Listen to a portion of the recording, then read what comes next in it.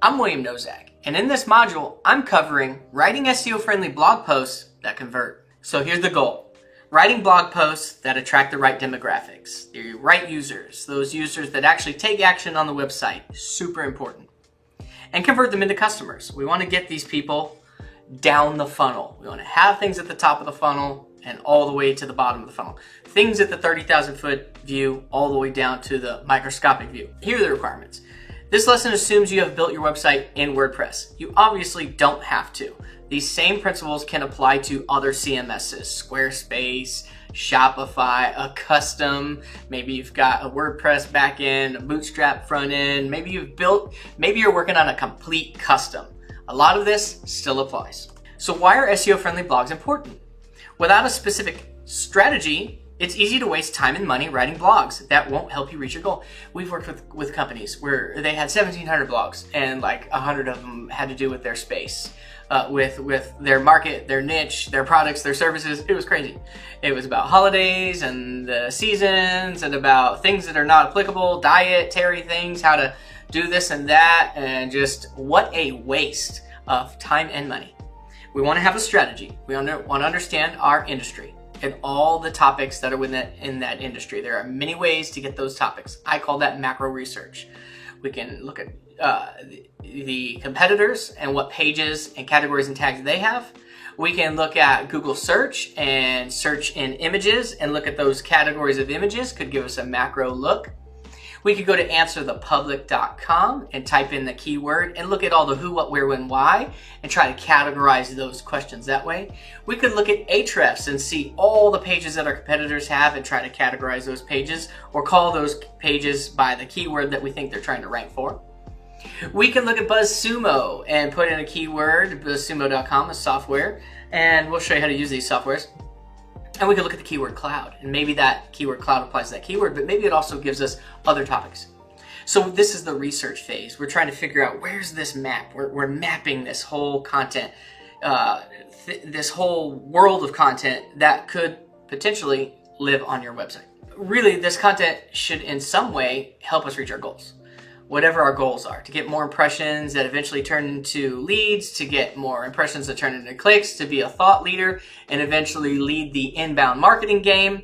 So it needs to line up with the goals. How often should you make a strategy? Anytime you write new content for your website, you should follow this process to ensure that your content is strategic, high quality, and purpose-driven.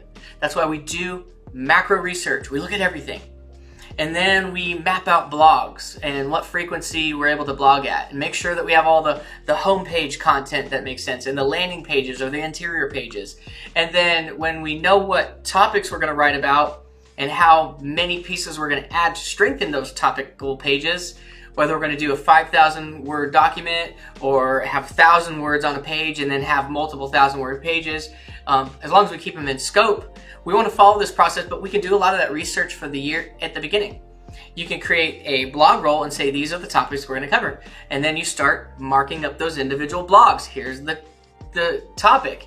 Here's the topic in a sentence. That's the keyword. Is it 1, 2, 3 words? Is it a long tail keyword? Are we going to write other pieces? We don't know yet. But at least we have that idea of what does that topic need to be and what are the H2s that make sense underneath that topic.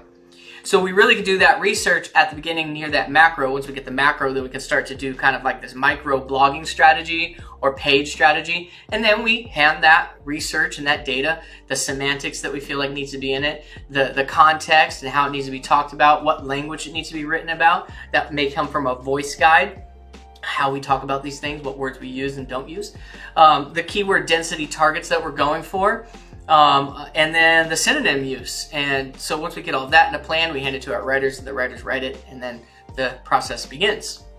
So who's responsible for content strategy? Depending upon your organization, it could be one person doing the research, and then also doing the writing, and then doing the proofing, and doing the publishing, and then doing the internal linking, forward and backwards, and schema markup. It could be you, and then the branding, and maybe you're creating images in Photoshop or Illustrator. Wow, if that's you, wow, I don't envy you. In most cases, you're going to have maybe a CMO, a marketing manager, and some skilled people below you. And so that CMO or marketing manager may have someone do the content research, maybe your content writing team, where you've got 2 or 3 or 5, 10 people on that team. Somebody in that group is going to do the research. They're going to say, here are the keyword targets, here are the difficulties, here's the difficulty of our website and how strong and how old it is. We think we can go with these targets now. And so then we lay it down and we say, what do we have? What do we need? What's the gap? What do our competitors have? What are the pages that people are looking for that are getting these competitors free reign in the SERPs? And we're going to have something equal and better. So whoever it is, supervisors, SEO people, content writers, you're all working together. You're probably working on a spreadsheet. And you've got, researched on by, written on by, proofed on by, published on by, page optimized on by, and then check mark, resubmit it to be indexed in Google Search Console. Really depends on how many people you have and how many of these little things you can control. So keyword research and mapping. Conduct keyword research. It all starts here. With our agency, when we get a new client, we first figure out what industry they're in, and then we want to research what is everything that applies to that industry. How is the language used when a consumer is looking to buy those things?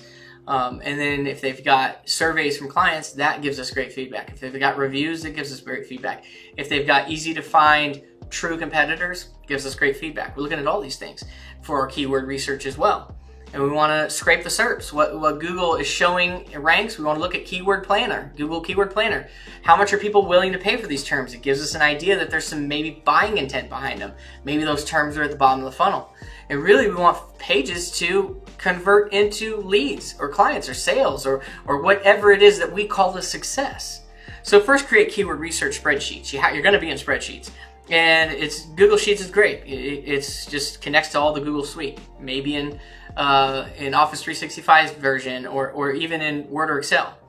We're going to conduct that research in tools like Ahrefs, Search Console. If you've got that access to that with your company, you likely will. BuzzSumo, Answer the Public, Google Suggest, and any other tool that you're used to using that can give you additional information when you're doing your keyword research. Google Keyword Planner, historical ad success, organic success in the past, which would come from Google Search Console piped into Google Analytics. So create a comprehensive strategy for targeting both highly competitive keywords. This may be the long-term goal, depending upon where you're positioned now in the market, where you're at in the link graph, where Google thinks you exist in the industry. And then long-tail keywords, with those that are really going to help us maybe be in front of people that are ready to buy and really are asking the questions that we know when someone's ready to buy, they're asking these questions. And so it's really this short tail, long-term strategy. Maybe it's not long-term. Maybe you've got the strength to fight there today, depending upon the company you're with and how long and old the website is and how authoritative it is. And then, of course, understanding the long tails and actually having content that ranks for those two. So create your blog post outline. It all sits at the beginning, like the keyword research, the outlining of the content. It's like the biggest part, like 40%, 50% of everything here. We're going to create an outline. We're going to mark out our keyword. We're going to mark out the related terms. We're going to mark out the semantic language. We're going to use that term in Google and see what Google bolds and put that and say Google values this language. Weave that into the context. We're going to understand the synonyms and the words that only people that are around the industry also use, because it will strengthen it. And then also the other ways that the content is written about, as long as it matches up against your voice guide. Like some ways we don't want to talk about our product, even though end users might use it that way. So we're marking up the H1, the H2s, the H3, the content, the structure, the FAQs, and then figuring out what additional resources we may have to write, because on that page it would be out of scope if we went and tried to cover it exhaustively. That helps us understand what additional horizontal pieces of content we may be writing. On-page optimization.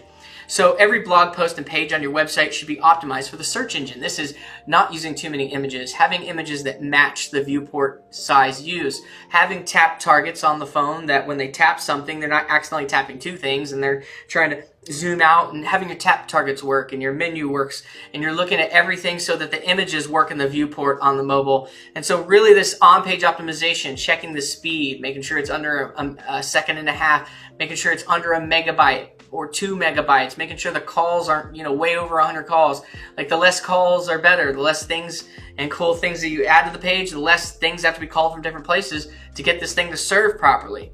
So we want it to load fast, but we also want it to look good. So there's a trade-off here between attractiveness. We also want to make sure that the meta titles match, that makes sense, and that we don't put too many things in that meta title. Really, maybe just one main thing. Space pipe. We use a pipe because it takes less space than a dash, but whatever you're used to using, a circle, a dash, a pipe, and then really the company name, really it should be that one keyword, and then the company name. Anything else just looks like we're just being too forceful, we're needy. Granted, I've been there with keyword 1 in position 1, keyword 2 in position 2, and the company name if I can fit it.